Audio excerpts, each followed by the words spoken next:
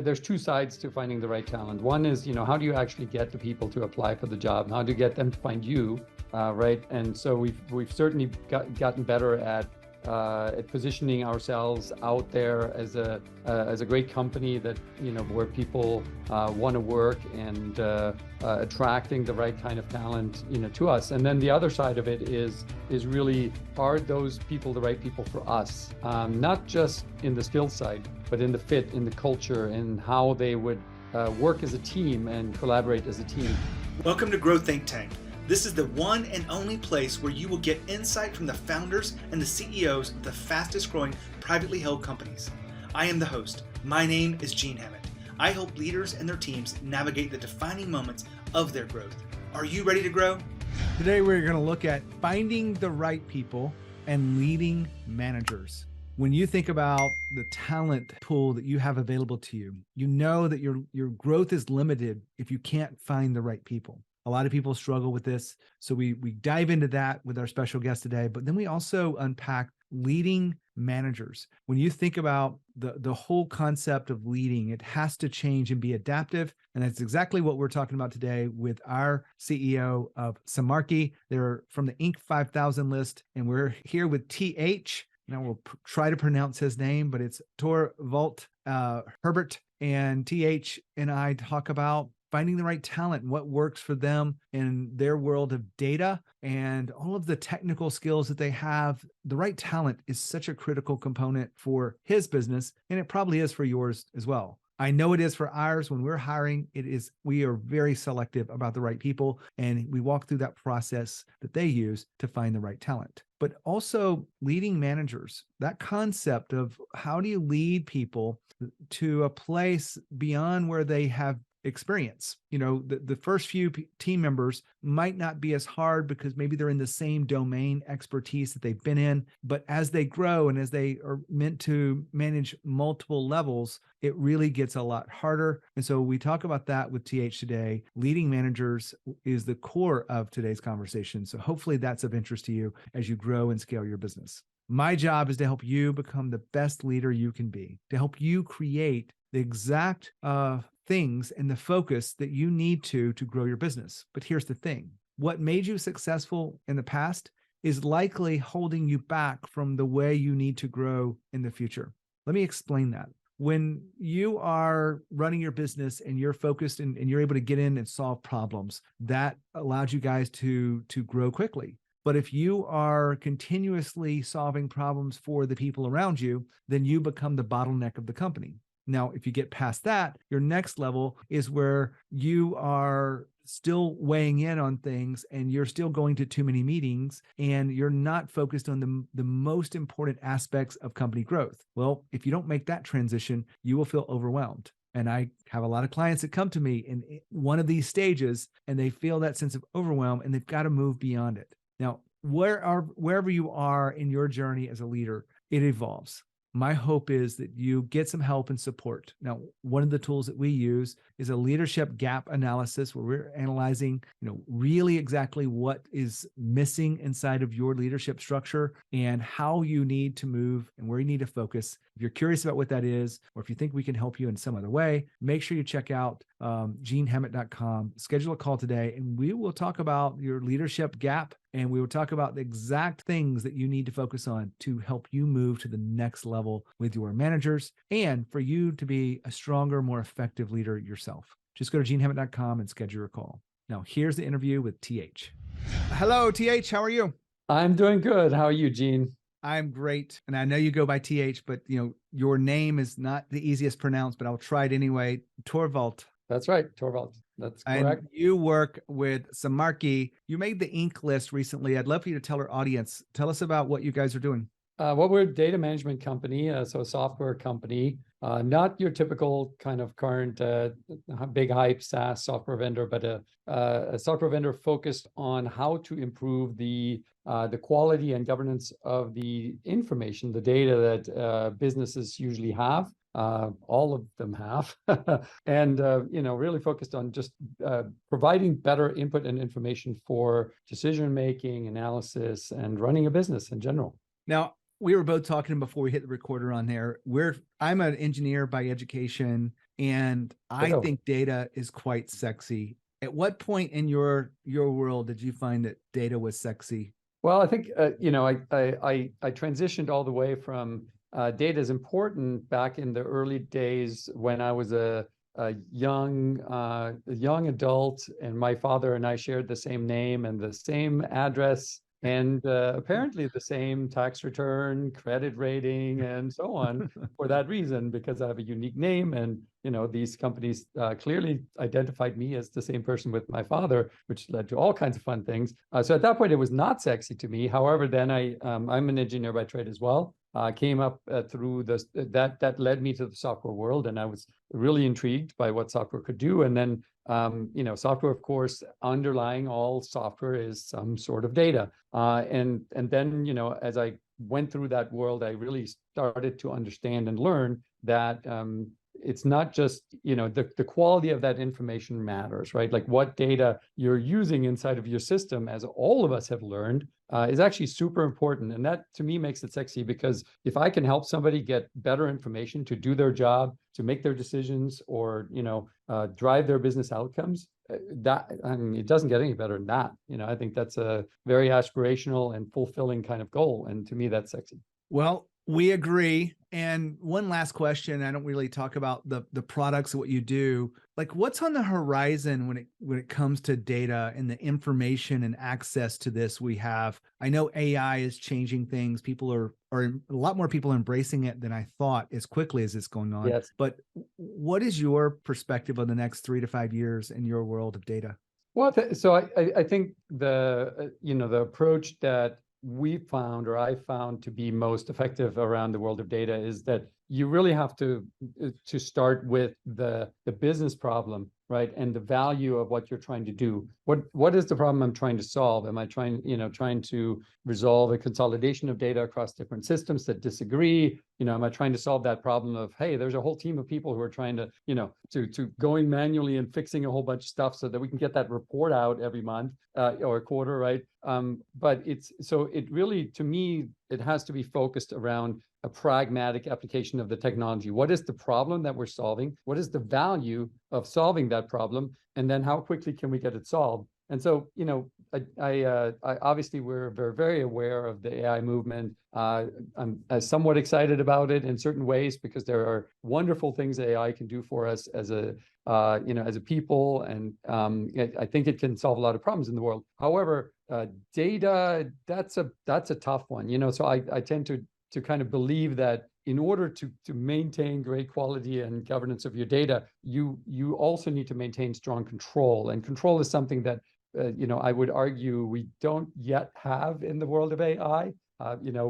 This is actually one of those fears that a lot of the very knowledgeable people on this subject have, is that how do we maintain control of this? How do we control the outcomes? When you go to ChatGPT or something, what do you always get the right answer? Well, of course not, right?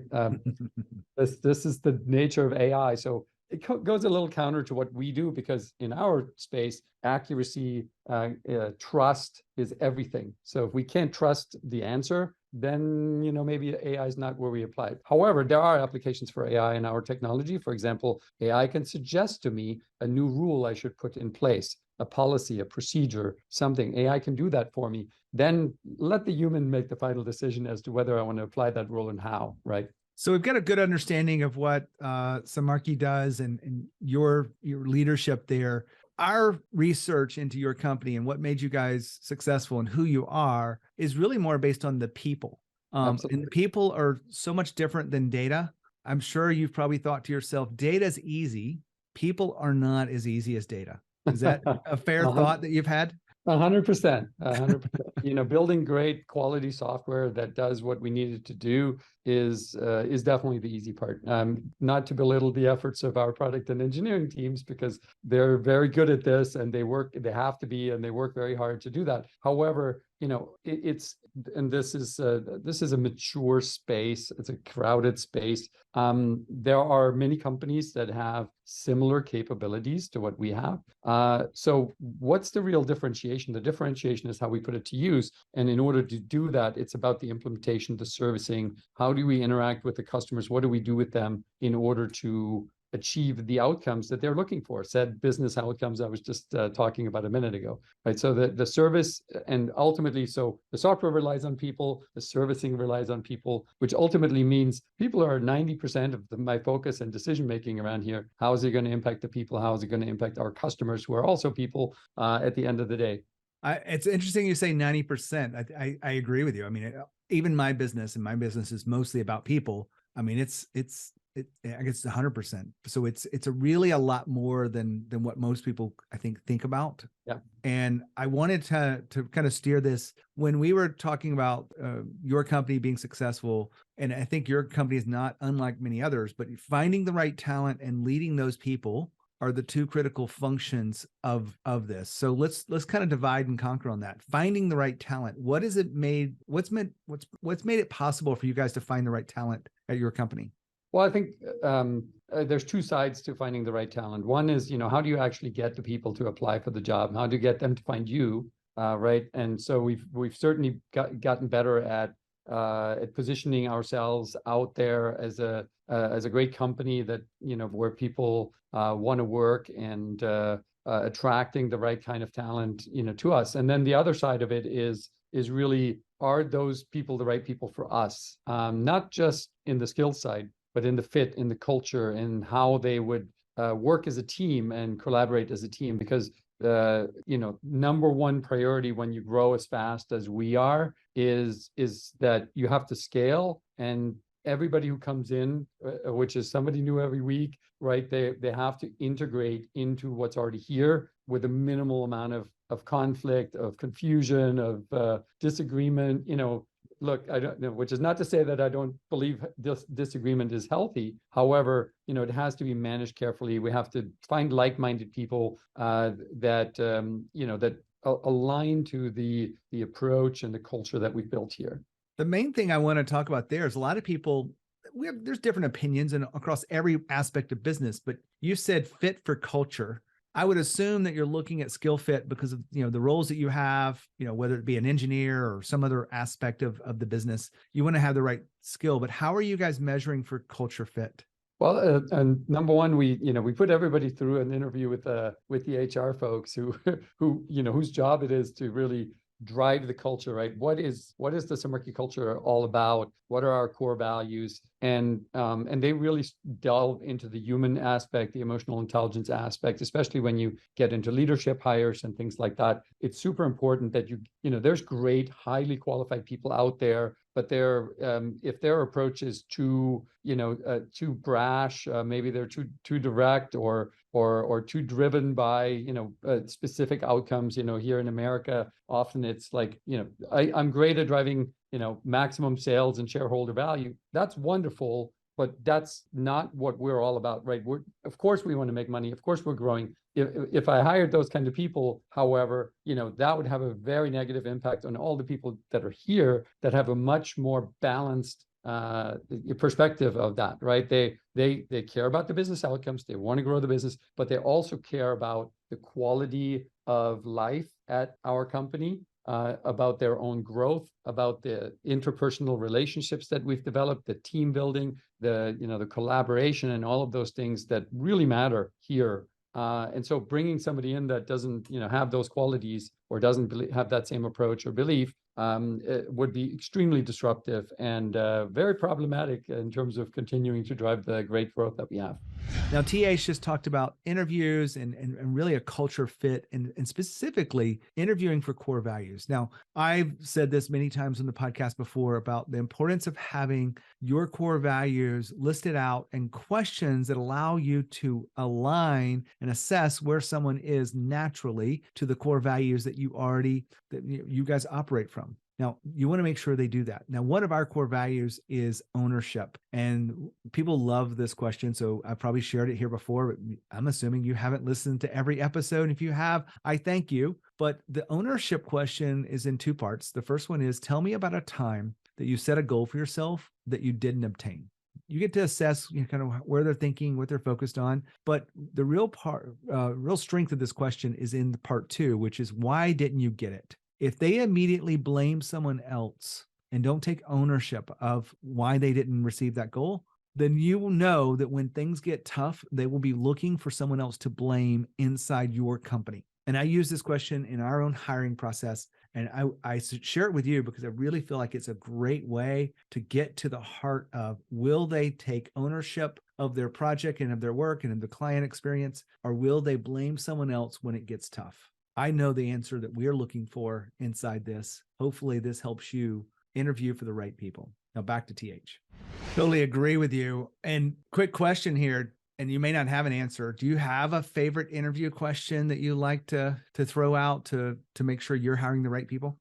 Well, one of the things is that I not only ask people, what are your strengths? What are your greatest qualities and strengths? I also ask them what their weakness is, right? Because, and there's a simple reason for that. It's because when you ask somebody about their weakness, you start to understand their level of humility and introspection, right? Are they really looking at the mirror and saying, I'm perfect, I have no weaknesses, right? Or are they willing to admit that, hey, I don't do this well, I don't do that well, I sometimes, get to X, Y, Z. Great, fine, right? Like, admit that, because nobody's perfect. I say it all the time, and I've, my career has taken me in many different directions. I started as an aerospace engineer, then I was in IT building software, CIO, I've been a COO, CEO now, and business development, sales, everything, right? So, but it's like, people ask me, what are you bad at? It's like, no, I'm terrible at accounting. I'm pretty bad at HR, because I'm not as emotionally intelligent as some people. And there's probably a couple other jobs I could name where I'm no good at it. Like, I don't get it. I don't understand certain of these concepts.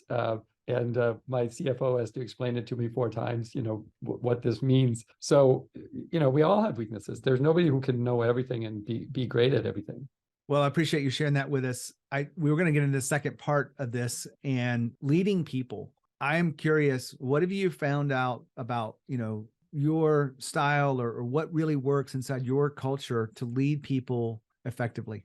Well, so number one is, I think that when you're CEO of a growth company, you have to realize the fact that your leadership style has to adapt. When we were a 40-person company, every single person personally, you have relationships with those people. Anybody can come to you. It's open door and all that good stuff. And you have to be a very empowering, supportive kind of leader.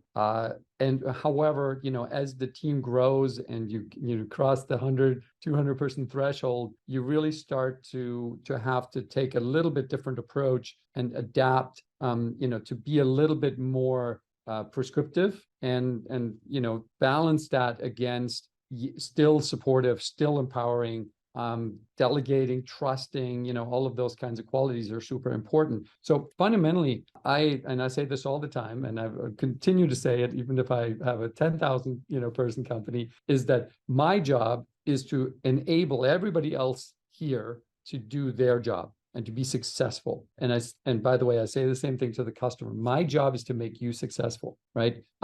That success also includes looking after not just the individuals, but their mental health, their family, their security, their controlling their worries and anxiety, right? So as a leader, the responsibility lies on my shoulders to enable them to be able to sleep well at night, not having any worries about their future and their family and their livelihood, which is a big responsibility, and which is why, this is probably one of the harder jobs out there. The decisions are easy. It's making sure that the decisions lead to the right outcomes for the people is the hard part. I find that when companies get bigger, that a lot of people aren't willing to adapt to that, right? You're talking about adaptive leadership, but they want things to stay the same. They're used to like the types of communications and whatever they're doing. But I also know that sometimes they're not looking after the entire company as an organization. They'll choose individual relationships over the many, right? So to sync this up into a simple, have you struggled with that, choosing the many over the one in some cases? I think there's sometimes a little bit of a, just natural tendency to go in that direction, but I think it's just something that you really have to be very aware of and make sure that you give an equal amount of attention to all areas and, treat everybody kind of fairly. I think it's really easy to forget about the stuff that's working well until it's not, right? So I think it's also, and it's absolutely natural, right? Like my focus is always going to be in the areas of the business that maybe aren't as working as we had hoped, and that's part of my job, right? But then there's this guy who just everything's great and all that. You still have to keep a close eye on it, right? Give them the time, communicate, understand, and include them in the whole of the leadership communication. And I'm a strong believer that the leadership team leads by example and sets the precedent for collaboration, cohesiveness, and approach, across the organization. And that's a big challenge, especially in the growing part, right? Because every leader who comes in, they tend to be very strong-willed, alpha type personalities, with their own opinions, their own needs, focused on their own outcomes. The reason why they became a leader in the first place was because they were successful at driving the outcomes in whatever the definition of their role was. However, how does that align to the greater good and the outcome of others, leaders that they have to work with day in and day out? And how do you get them to not, fall into the trap of whatever you're driving for stands in the way of what I'm driving for. And that's a really big challenge that we have, that I'm sure most companies like us have day in and day out. Now, I proposed a question about choosing the many over the one. And I thought I'd jump in here because I think it's a really difficult challenge for a lot of leaders. They find someone that they have a connection with and they're out of alignment, and they continue to give them chance after chance after chance. And I really appreciate the compassion that a lot of leaders have for people over and over and over. But at some point in time, you have to ask yourself, am I choosing the many over the one?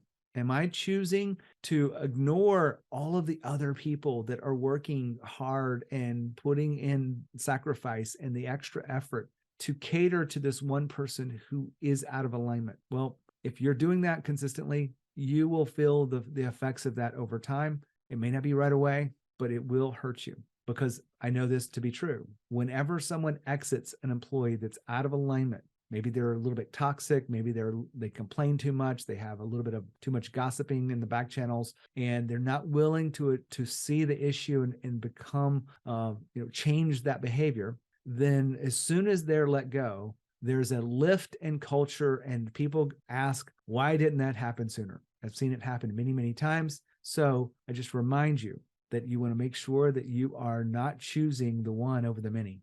Back to TH. TH, as we come to the end here, I saw in my notes that you have made investments with your managers, right? That mid-level within the company to get them training. What were the skills that you felt like they were missing the most, and how did you actually choose to train them to close that gap? Well, I'll start by saying that I have a very simple philosophy, which is to say, look around you, look in the mirror, and then ask yourself the question. And this actually came from a mentor of mine. I didn't make this up. Look in the mirror and say, who has taught me how to do my job, right?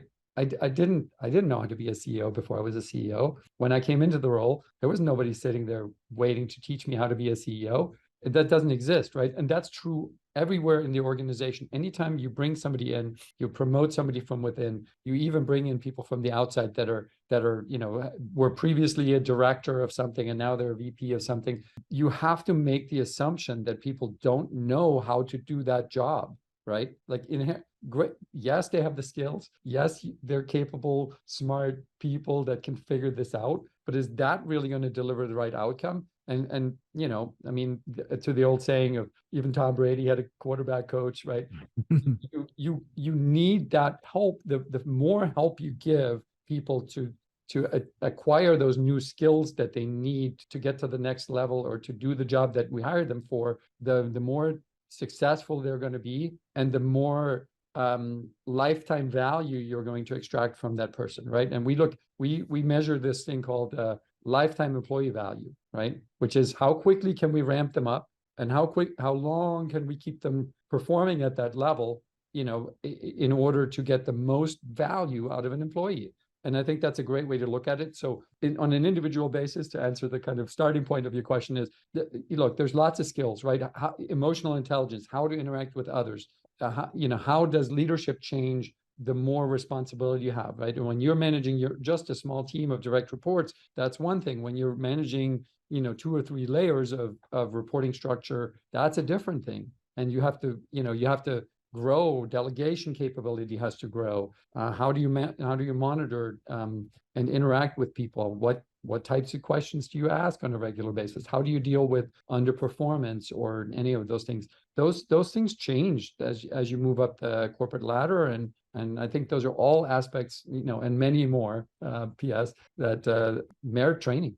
And TH, how did you choose to do that? Because there's books out there, there's video only programs, there's workshops, there's coaches, there's a whole bunch of different methods. What did you choose to really develop your managers? I mean, I think number one, I love books and external material and training videos and all that. That's great, right? Those are great resources you can have in the background that are always available. Having a great set of resources for your managers as to where to look for how to do things, and getting trained and all that self-help stuff is great. But there's no substitute for bringing people in a room together with a mentor, a coach, and an expert, right? Who can lead them through the process, who can lead them through the exercises, who can teach them, and ask the right questions, and also, interact, right? Like the interactive aspect is, you see the guy in the room who's got his arms crossed and he's shaking his head a little bit, and you just know he's not buying into whatever you're telling him, right? And oh, by the way, he's like a senior VP in the company, and that's because go back to alpha, strong people who are opinionated, and think that guy probably needs to look in the mirror and realize that a little humility is warranted, because you're not so good at this, buddy, right? So when you come to that realization, you become a better leader. That's when you're willing to listen and open up and acquire new skills and new knowledge, and that's so important. And that doesn't happen through a book or a video or whatever. I appreciate everything you've shared with us today, but at this last part, I think even more. I have no idea where some of these are going, but I couldn't agree with you more about there's no substitute for having someone be there with you face to face and challenge you beyond, a book or a video or learning. And so, I really appreciate you sharing your wisdom here today. No, thank you. I appreciate it, and really enjoy the conversation, and always great to see like-minded people in the leadership space.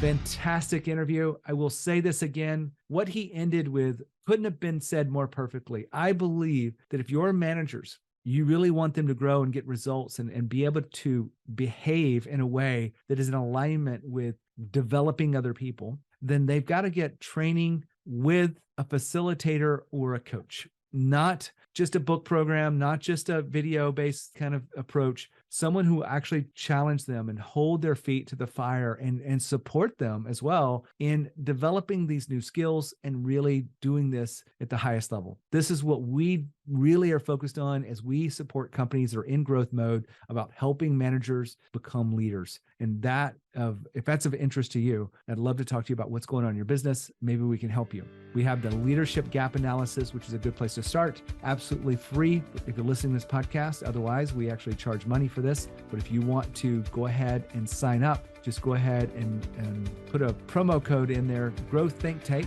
And that's the name of our podcast, Growth Think Tank. And you can get that for absolutely free. When you think of leadership and you think of Growth Think Tank. As always, lead with courage. We'll see you next time.